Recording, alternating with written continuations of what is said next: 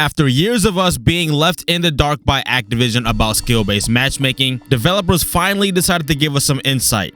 Or did they actually? SBMM has been something the gaming community has been absolutely upset over the last few years, and ultimately us gamers just want some answers about skill-based matchmaking. If this is your first time here, welcome, and if I return it, welcome back.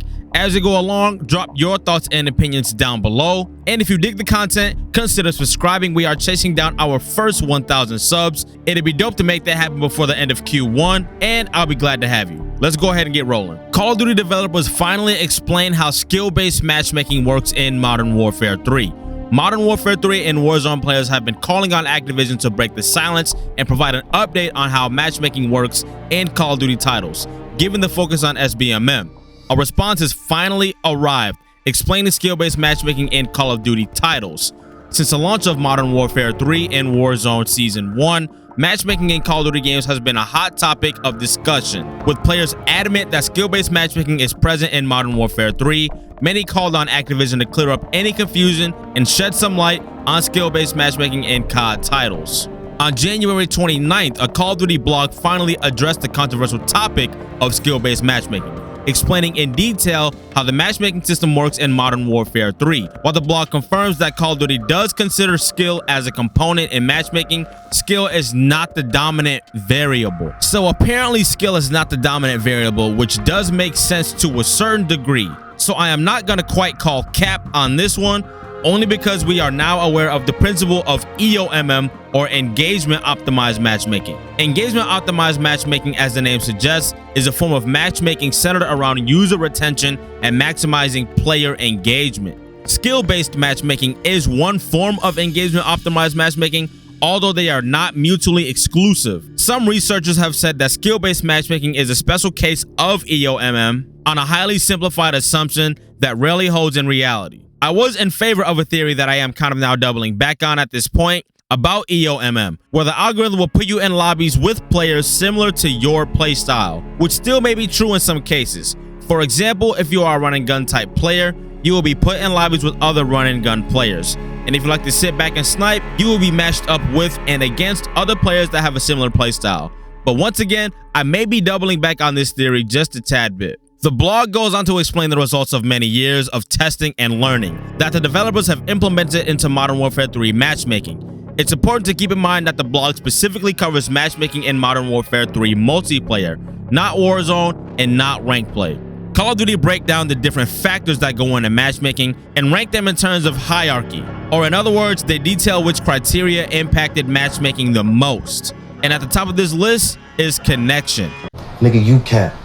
As you can see the image above, connection is the most crucial, heavily weighted factor in the matchmaking process. The second most important is time to match, which is a metric that indicates how long it takes to find a match. They go on to list several other criteria that are factored into matchmaking in no particular order, including playlist diversity, recent maps and modes, skill performance, input device, platform, voice chat enabled or disabled. So for the more average player, this may be an accurate rundown of how the system works. For more advanced players, you've exceeded a certain threshold in this matchmaking sense. So if a player has an above average KD and score per minute, ping is absolutely out the window. So ping is no longer king for those players that probably have a KD at about 1.20 or higher. Maybe not all of us, but a good chunk have experienced this. Now, as far as playlist diversity, I don't think this was necessary to be included, because obviously you're not going to be put in game modes that you don't have selected. It does make sense, but it seems to be more of a random filler point if anything. Maybe I'm just an idiot talking into a microphone though. Also, maybe this is different for solo players. Usually I am in a squad with both controller players and mouse and keys players on all platforms from Xbox, PlayStation, and PC. And sometimes we get matched up against all controller players, and other times we get matched up against all mouse and keys players. And the voice chat point, I'm not quite sure I believe this.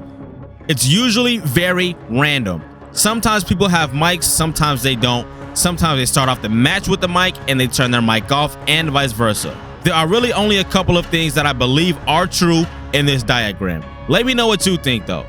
The blog post continues to explain how these matchmaking criteria are measured, Of course, most players will be interested in the skill performance measurement, which is closely tied to the concept of skill-based matchmaking. According to the blog, skill is determined on a player's overall performance, KD, win-loss ratio, and more, including mode selection and recent matches as an overall metric across all multiplayer experiences. This is a fluid measurement that is constantly updating and reacting to your gameplay. Players will be interested to discover that Call of Duty has used skill to impact matchmaking since Call of Duty 4 Modern Warfare. They revealed that their data indicates the inclusion of skill in the matchmaking process balances players' wins and losses instead of one result being heavily featured. And there's a tweet by Charlie Intel here. Activision has officially on record confirmed that there is no hit registration or damage-based matchmaking or anything of that nature in Call of Duty. Purchasing store bundles does not affect matchmaking in any way, and there are no AI in Call of Duty multiplayer. So once again, there are some points that I agree with here. I don't think skill-based hit detection is a thing. I do believe that that is pretty much on someone's connection, and I believe there is no AI at this point in time. Now, there has been some rumors about players that buy bundles and whatnot do get rewarded with easier lobbies, but I would absolutely not be surprised if these things were present in the matchmaking experience. They explained that when lower skill players are constantly on the losing end, they are likely to quit matches in progress or stop playing altogether.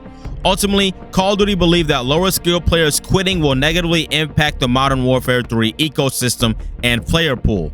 A smaller player pool means wait times for matches increase and connections may not be as strong as they should be. So there it is right there. They pretty much just admitted that they are prioritizing lower skilled players, which can imply everything about the matchmaking process is pretty manipulative. Not even just the matchmaking process, but probably the entire approach of Call of Duty nowadays.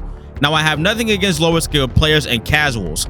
Ultimately, on the channel, a lot of my content is directed toward the more casual player base so they can at least have a better time on this game. And as far as the matchmaking experience being affected by this, with all things considered on the chart, I'm not sure that it's quite this black and white. So I said it in so many words a few times around this video.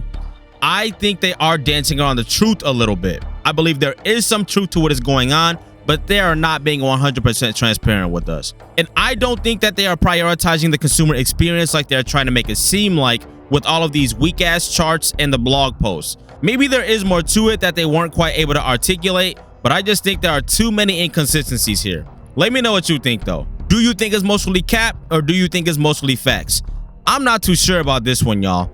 But if you dug the content though, I'll drop 2 more videos for you right here and consider subscribing for more Call of Duty content. Once again, we are chasing down our first 1,000 subs, so let's make it happen. All y'all take care, and I'm out.